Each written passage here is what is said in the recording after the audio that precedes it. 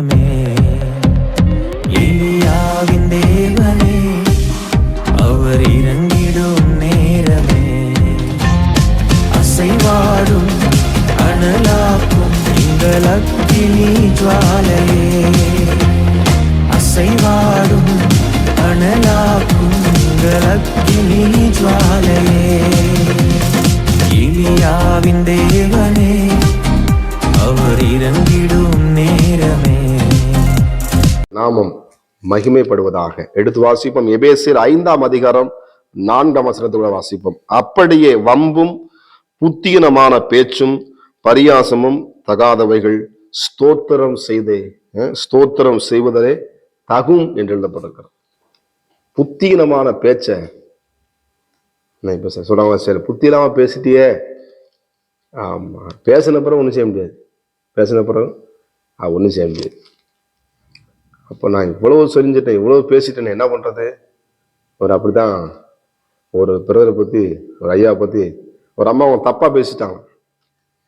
அவன் திரும்ப சொன்னாங்களாம், இந்த மாதிரி பேசிட்டேன், என்னை மன்னிச்சுங்க அப்படின்னு சொன்னாங்களாம்.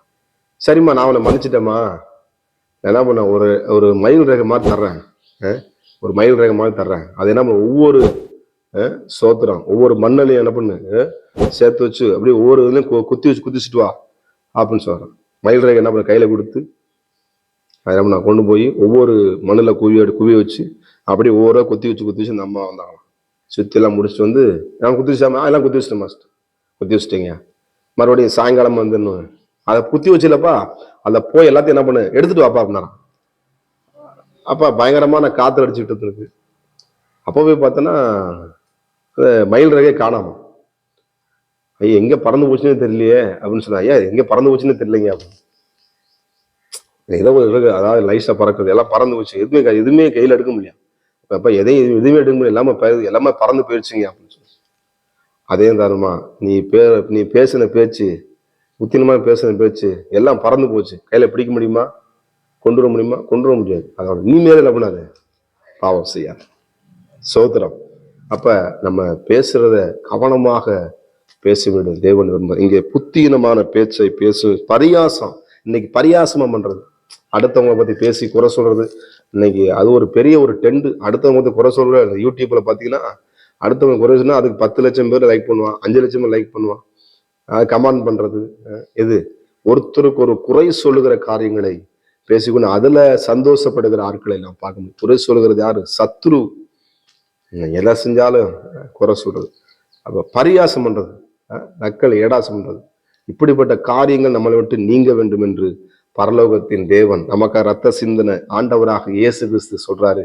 இந்த புத்தீனமான பேச்சு, இப்படி பரியாசம் பண்றது, இங்க ஒரு பேச்சு அங்கிட்ட ஒரு பேச்சு பேசாதபடிக்கு நியாயமான. சில பேர் பார்த்தீங்கன்னா இங்க ஒரு பேச்சு பேசுவாங்க, அங்கிட்ட ஒரு பேசுவாங்க, வாயத்தான் பண்ணுவாங்க, நான் அங்கே இருப்பாங்க இங்க இருப்பா, மாத்தி பேசுவாங்க.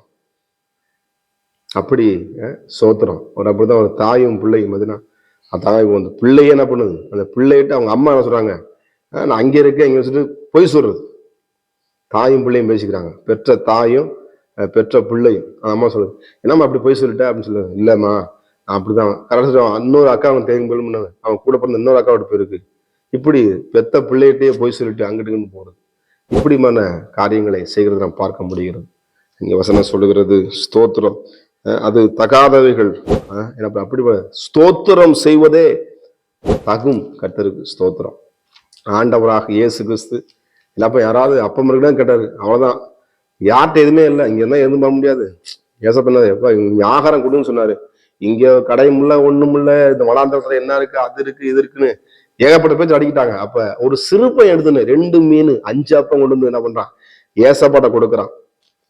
வேற யார்கிட்ட கொடுத்துருந்தானா என்ன பண்ணிருக்கான், டபக்குன்னு முழுங்கிருப்பான். 2 அப்பத்தையும் 2 மீன் 5 அப்பத்தையும் 2 மீன் டபக்கு முழுங்கிருப்பான். ஏசுட்ட கொடுத்ததுனால, ஏசப்பா கொடுத்தனால அவர் வாங்கி என்ன பண்ணாரு, ஸ்தோத்திரம் செய்து என்ன பண்ணாரு, அது என்ன பண்ண 5000 பேர் சாப்பிட்டு திருப்தி அடைந்தாங்க. அப்ப நம்ம ஸ்தோத்திரம், அதிகமான வார்த்தையில பேசுறத நம்ம ஸ்தோத்திரம் செய்வதை, அதிகாலையில் எழும்பி நல்ல கர்த்தருக்கு ஸ்தோத்திர பலியை செலுத்துங்க. ஆண்டவரே நான் ஸ்தோத்திர பலினால உங்களை மகிமைப்படுத்துவோம்பான்னு ஸ்தோத்திர பலி செலுத்துங்க. ஆண்டவர் ஸ்தோத்திரம் பண்ணினா அதை பெருக பண்ணா கிருபை பெருகும் உங்க வாழ்க்கையில, உங்க குடும்பத்துல. உங்க வாழ்க்கை என்ன பண்ணும், நீங்க பண்ண போற பிரயாணங்களில எத்தனை நம்ம நலத்தான் போவோம், எதிர்க்க வர என்ன பண்ணுவான், அப்ப எந்த குடத்தை வரனே தெரியாது. ஒரு அம்மா என்ன பண்ண வீட்டு வாசல் நின்றுகிட்டு இருந்து வண்டி காரை ஓட்டி என்ன பண்ண நேரம் அந்த அம்மா மேல வெட்டி ஏத்திட்டான். என்ன பண்ண முடியும்? இப்ப ஆண்டவனை கிருபையா பாதுகாக்கிறோம்னா ஸ்தோத்திரம் செய்யணும். ஸ்தோத்திரம் பண்ணா உபத்திரம் மாறும். நம்ம ஸ்தோத்திரம் பண்ணாம இருந்தோம்னா ஆத்திரம் தான் நம்ம வாழ்க்கையில வரும். இப்ப நீங்க ஆத்திரம் மாறணும்னா ஸ்தோத்திரம் பண்ணுனீங்க. ஸ்தோத்திரம் செய்வதே அது என்ன பண்ணு தகுதியான வார்த்தைகள். கர்த்தருக்கு மகிமை உண்டாவதாக. நோவா தேவனுக்கு பலி செலுத்தி ஸ்தோத்திர பலிகள் செலுத்தும் பொழுது கர்த்தரவனை பழுக பண்ணினார், ஆசீர்வதித்தார். நீங்களும் ஆசீர்வாதத்தை பெற்றுக்கொள்ளுங்க. இந்த வசனம் சொல்லப்பட்டிருக்கிறது. ஆமே ஸ்தோத்திரம். என்ன பண்ண அப்படிப்பட்ட புத்தீனமான பேச்சு, வம்பு வம்பு பிடிக்கிறது. எதாகத்தான் என்ன வம்பு. ஆமா, ரசிக்கப்பட்டிருப்போம், ஞானசனம் எடுத்திருப்போம், அபிஷேகம் பண்ண, ஆனா வம்பு மட்டும் என்ன பண்ணுது? அந்த பிடிவாதம், தேவையில்லாததுக்கு பிடிவாதம், வம்பு, புத்தீனமான பேச்சு, இதெல்லாம் நம்ம விட்டு நீங்கும் என்று தேவன் விரும்புகிறார். வம்பு, புத்தீனமான பேச்சு, தகாத வார்த்தைகள் விட்டுட்டு ஸ்தோத்திரம் பண்ணுங்க. உங்க வாழ்க்கையில தேவனுடைய பலத்த அற்புதம் உங்களுக்காய் வானம் திறக்கப்பட்டிருக்கிறது. திறந்த வாசலை உங்களுக்கு முன்பாக தேவன் வைத்திருக்கிறார். நிச்சயமாக நீங்கள் ஆசீர்வாதத்தை பெற்றுக்கொள்வீங்க. யோனாவை வெளியே ஸ்தோத்திரம் பண்ணல, மீன் வயிற்றுல போய் என்ன பண்றாங்க? ஸ்தோத்திரம் பண்றான், ஜெபம் பண்ண ஆரம்பிக்கிறான். ஆமா, அந்த மீன் ஒரு சில 3 நாள் உள்ள மீன் சாப்பிடாம பட்டேன். மீன் வயிற்றுல யோனா மாறினான். அங்க நெருக்கத்துல இருந்து கர்த்தரை நான் கூப்பிட்டேன், ஸ்தோத்திரம் பண்ணி என்ன பண்றான்? ஜெபம் பண்றான். கர்த்தர் அவனை இந்த மீன் வயிற்றுல இருந்து வெளியே கொண்டு வந்தார். கர்த்தருக்கு மகிமை. எத்தனை வெளியே இருந்து புத்தியமான பேச்சு பேசுறான் அந்த வந்து. ஆனா உள்ள இருந்து பாவத்துக்குள்ளேயும் சாபத்துக்குள்ளேயும் அக்கிரமத்துக்கு அநியாயத்துக்கு இருந்து நம்மளை கர்த்தர் வெளியே கொண்டு வந்திருக்கிறார். வெளியே வந்து நம்ம என்ன பண்ண கூடாது? ஆண்டவரே ஏன் அழிக்க மாட்டீங்க, ஏன் கொல்ல மாட்டீங்க கூடாது. ஆண்டவரே உங்களோட சித்த நிறைவேன்னு சொல்லி ஒப்பு கொடுப்போம். கர்த்தர் வாழ்க்கையில பெரிய காரியங்களை செய்வோம். God bless you. ஜெபம் பண்ணுவோம். பரிசுத்த தேவனே, எங்களை ஆசீர்வதிங்க. இயேசுவின் நாமத்தின் பிதாவே, ஆமென். நான் ஒருவன் மாத்திரம் நீந்திருக்க பாகாலின் படைகளை எதிர்த்திடுவேன். நான் ஜெபிக்க ஜெபிக்க அவர் தலையசைப்பா, ஜெபிக்க ஜெபிக்க அவர் தலையசைப்பா. நெருப்பாய் இறங்கிடுவா என் தெய்வம், நெருப்பாய் இறங்கிடுவா.